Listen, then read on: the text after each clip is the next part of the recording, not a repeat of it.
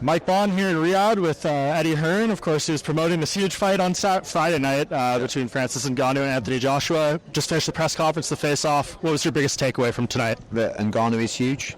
Every time I see him, I'm quite fascinated by the size of him. You know, AJ is a massive man, but Ngannou is in his legs, everything, and he's got a lot of confidence going into this fight. You know, he should be petrified, but he's really not, and that's worrying in itself. So AJ is better than him in every aspect.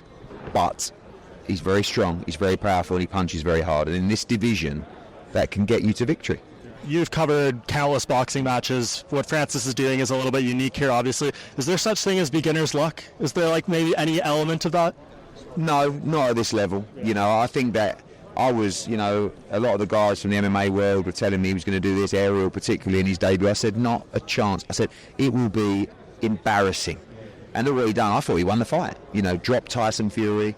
So he's going to get a lot of confidence from that. I don't think Fury was his best that night, but it doesn't matter.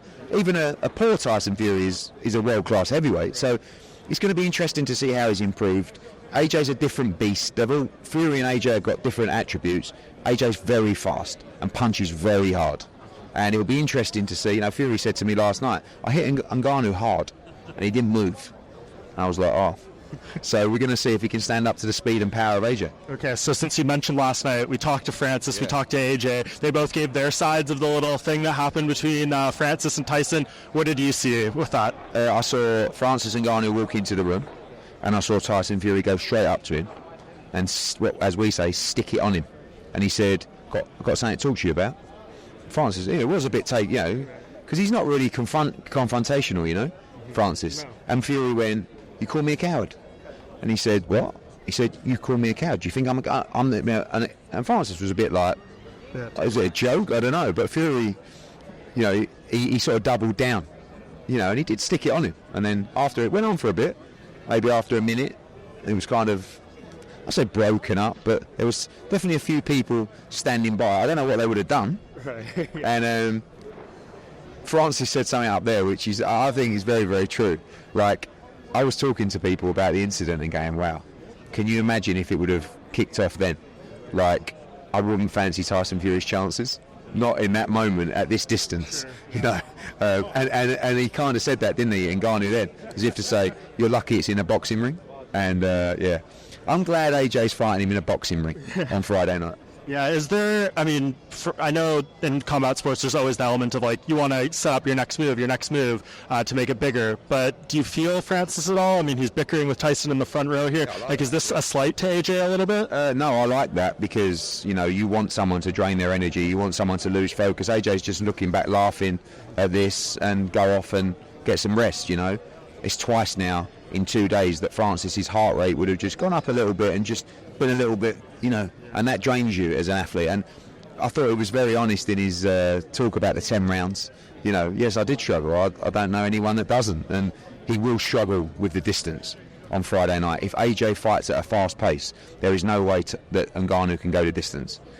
You've still got to fight at that pace, and that's dangerous to do it because it means you've got to engage and you've got to go again. And, you know, Francis will let his hands go when they're raining down on him, as he did against Fury, and that makes him dangerous. What do you make of like an analysis? It's like, obviously, you know, heavyweights, anyone can knock each other out at any time. They're all powerful, but like Anthony needs to go through this and not make any big mistakes through that course of that 10 round. Whereas Francis, you just described him as a brick wall, those kind of things. Like maybe he has a little more freedom to be hit in this fight. The only way Ngannou can win is to land a shot on AJ at some point during the fight, and many shots, but it's not going to be like, there is no way that Francis can win rounds against AJ like repeatedly. So he has to win this fight by knockout. And as the rounds go on and he gets tired, the power will start to diminish. You know, but maybe it's cagey in the opening rounds. But like I said, he can't outskill AJ, he can't outspeed him. His footwork's nowhere near good enough to compete with him. But he's very strong and he can punch. And like I said, this is the only division where that matters. That's why you see the likes of Conor. Conor could never beat Floyd, right? He could never beat Canelo because he just doesn't have the power. Like, you need elite power to beat those greats. In the heavyweight division, it actually doesn't matter how good you are. As long as you're competent, which we know Francis is, you're still a threat. And up there, is what is the most worrying thing about Francis Ngannou. And just last question from me. This is obviously a huge year for the heavyweight division. We know what the winner of this fight will face, the winner of Fury and Usyk. If Anthony Joshua at the end of this year is kind of the last man standing through this mini 4-man tournament, how are people going to be talking about him and his legacy and where he stands? The greatest fighter of our generation in the division, and that's what they're all fighting for at the moment. See, if Fury beats Usyk and beats AJ, he goes down as the greatest of our generation, unquestionable.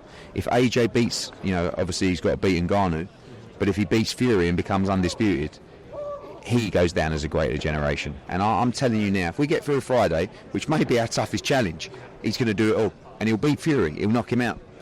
But let's just, watch through the fingers on Friday and hope we come good.